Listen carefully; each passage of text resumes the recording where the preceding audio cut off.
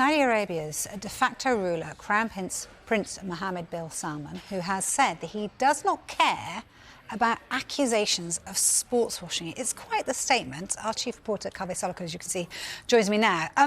It seems like this is a very rare interview as well. We never really hear from him, do we, at all?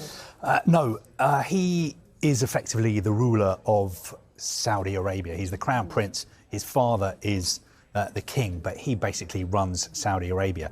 And he's been the real driving force behind this strategy we've seen from Saudi Arabia of investing in sports, both home and abroad. So we've seen them invest in football, boxing, Formula One, golf, tennis. The list is endless.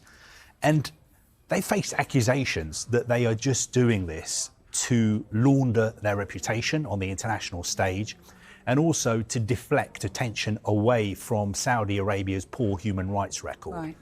Now, Mohammed bin Salman gave a rare interview to Fox News, the US network. And of course, this was a wide-ranging interview. One of the things he was asked about was this accusation of sports washing. And he sounded pretty relaxed about it because he said, I don't care if we're accused of sports washing, because you know what? It's good for us and it's good for our economy. He said that it already accounted for 1% of Saudi Arabia's GDP, and they were aiming for it to account for another 1.5% of Saudi Arabia's GDP.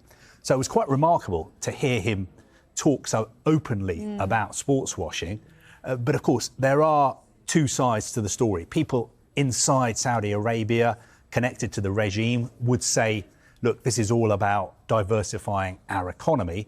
But of course, critics will say this is all about sports washing and laundering your reputation. If somebody's sat at home and thinking, this term's used a lot, what does it actually mean? Break sports washing down for us.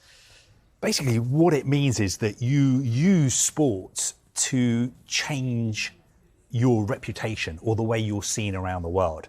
So a couple of years ago, if me and you were sitting here talking about Saudi Arabia, we would be talking about the fact that it was a ultra-conservative, closed-off state that had an extremely poor human rights record and a very repressive government.